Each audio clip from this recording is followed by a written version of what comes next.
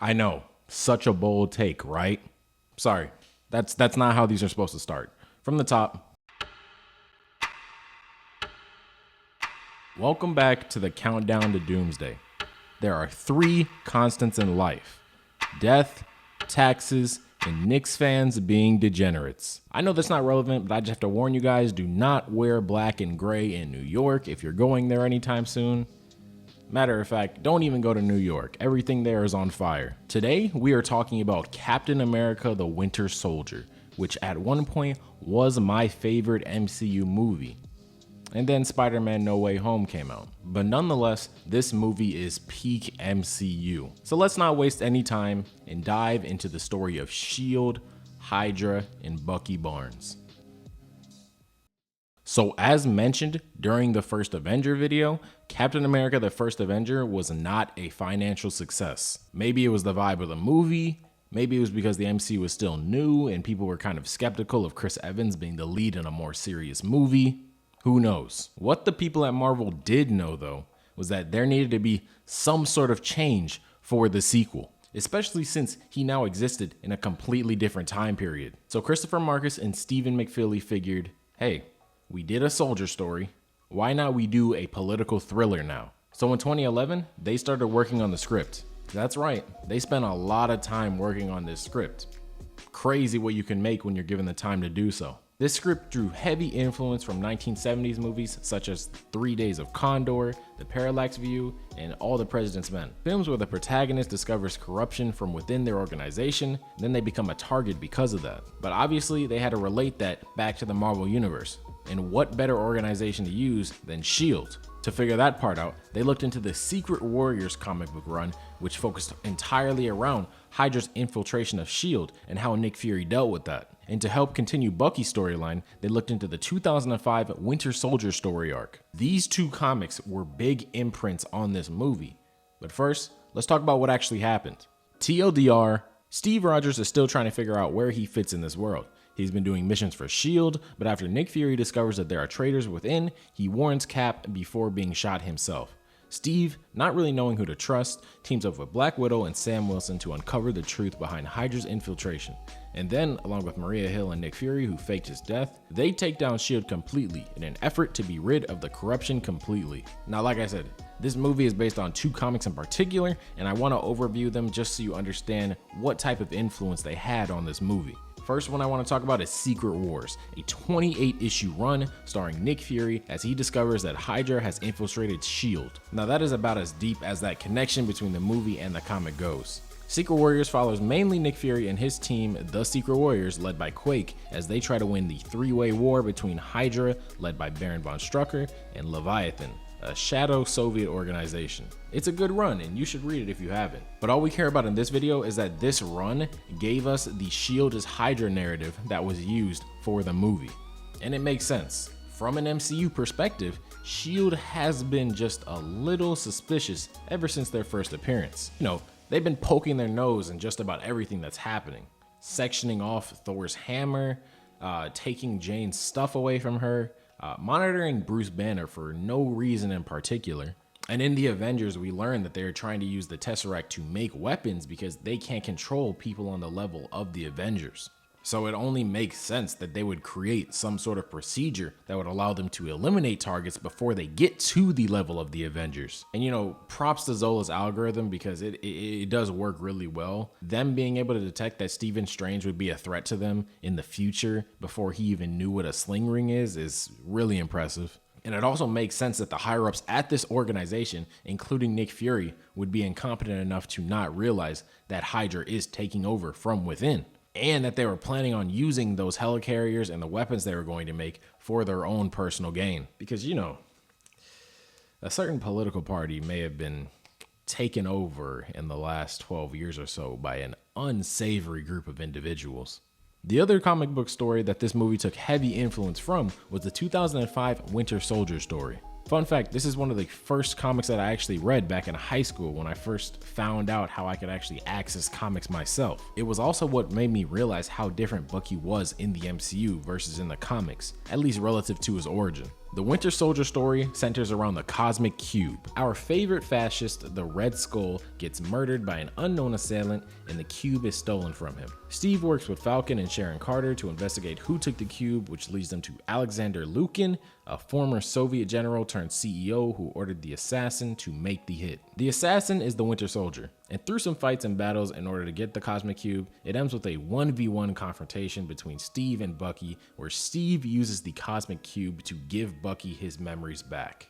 This story has the strongest influence on the movie. Alexander Pierce is clearly a stand-in for Alexander Lukin, someone who has influence in the world but also has corrupt interests himself. But I think the big reason that they also wanted to use the Shield as Hydra arc in this movie is because in the Winter Soldier story, Red Skull used his last dying breaths and his last time with the Cosmic Cube to transfer his mind into Alexander Lukin's, and honestly that would have been way too crazy to show in this movie or anything along those lines, because honestly this movie was really grounded, and even introducing something even similar to that, because obviously the Red Skull is not alive at this point, it would have felt way too magical and very out of place in this movie. Also, there's no Cosmic Cube at this point.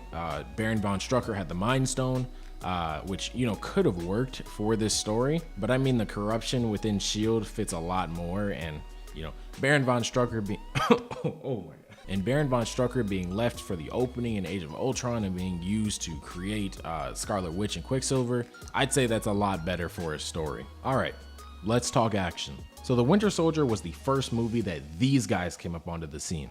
And they must have been telling themselves, go big or go home, because a lot of this movie is practical. The opening scene on the S.H.I.E.L.D. ship, that's an actual ship that they filmed on. The fight on the freeway, they actually closed off a freeway to film that.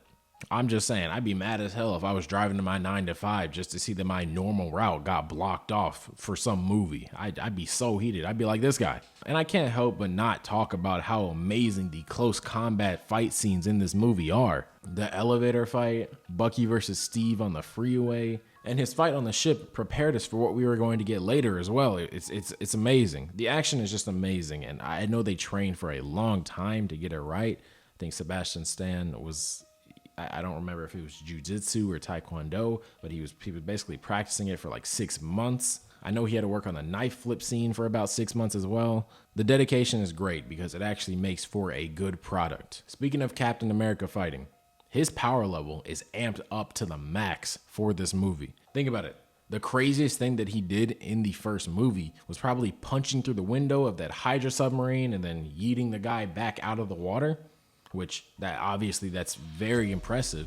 But it doesn't necessarily do a great job of grasping how strong he truly is. Obviously, if you think about it for a second, yeah, punching through probably bulletproof glass in water is insane. And in the Avengers movie, they did do a little bit of a better job of showing how strong he truly is when he used his shield to tank Thor's hammer. But in this movie, not only does he tank a ballistic missile and protect him and Natasha using only a shield, but he literally takes out a shield jet all on his own without losing any momentum on his motorcycle. Oh yeah.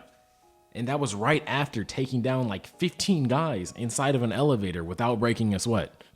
As crazy as it is, this is what was needed for the character to make him a lot more interesting and engaging. More action, more crazy feats, more realistic threats, and it worked out. Not only is this one of the most critically praised movies in the MCU, but the box office difference from the first movie to the second is $400 million. Still not on Iron Man 3's level, but a success indeed. And this movie in general, I feel like is just much more impactful to the MCU than just the story and the box office. The dream team of Christopher Marcus, Stephen McFeely, and the Russo brothers all worked on this movie, and I feel like the success of this movie allowed them to be greenlit for Captain America Civil War and Avengers Infinity War. And you know, the rest is history. Now the same exact people are making Avengers Doomsday. Well, except for Christopher Marcus. All right, guys. You knew this was coming. This movie is being put in S tier. Call me a glazer. I don't care. This movie is flawless in my eyes. It's what Captain America 4 and Secret Invasion wished they were. But on a real note, this is one of my favorite movies in general. You know, up there with Waterboy, Coach Carter, Love and Basketball. I swear I like other movies besides sports movies. But yeah, I'm putting Captain America the Winter Soldier in S tier, no doubt about it. All right, let's check out what you guys have going on ranking wise. What was the last one? Thor the Dark World. All right, keeping you guys in the loop so far. Everything else has been consistent, no changes. And anything else, I mean, I expect that, but I always want to check. Crazy revelation, guys. You guys finally voted something into C tier or lower. It's stop hating on Thor the Dark World.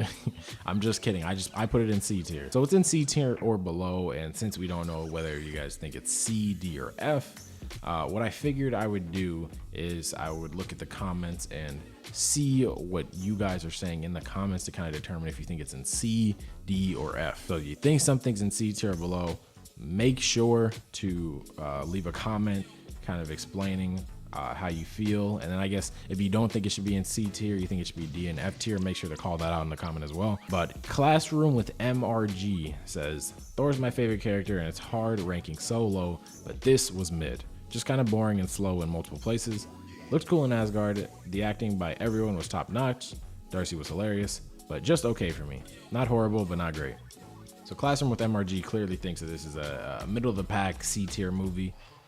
I'm actually gonna hop over to the actual video. Elizabeth Farlander says, I genuinely love Thor the Dark World. Yes, the villain is weak and their motivations inscrutable and unrelatable.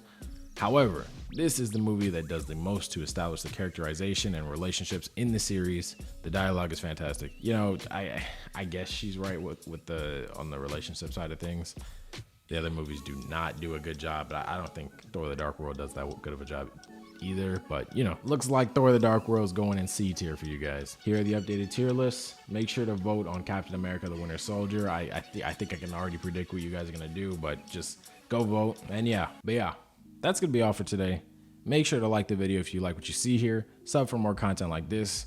Go ahead and watch the rest of my Countdown to Doomsday videos if you haven't seen them. Vote on all the polls because you don't know if your vote could be the deciding factor of whether or not a movie gets moved up a tier or down a tier. Next should be Guardians of the Galaxy, so that'll come out soon. And I'm also gonna start rewatching the Netflix series in the background just so I don't have to like postpone the other videos. Those will probably come out around phase 3. Also check out my most recent video on some leaked footage of Avengers Doomsday that, you know, I genuinely think is AI. But in the description, I left a link to the footage. It's about 1 minute and 15 seconds.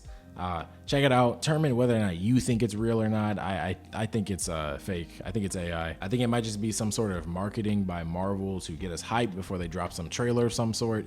Because the last time when we got 1 minute teasers, we also had an AI leak just a week beforehand. So, you know, it's a little suspicious that this is coming out around this time. That's just my opinion. I'm also gonna have a video covering the 2022 comic Philadelphia Volume 1 because that is, honestly, I'm gonna tell you, it's probably one of my favorite comics or I guess graphic novels of all time.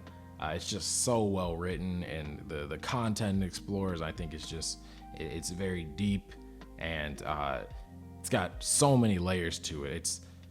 It's amazing in my opinion, and I think anyone who hasn't read Philadelphia should read it. It's about vampires in Philadelphia, with ties all the way back to the 1700s when America gained its freedom. It's great in my opinion. But yeah, stay tuned. If you have any ideas of things that you want me to cover, let me know and I'll move them to the top of my priority list and I'll get them out as soon as possible. But yeah, other than that, like and subscribe for more. And as always, thank you for watching.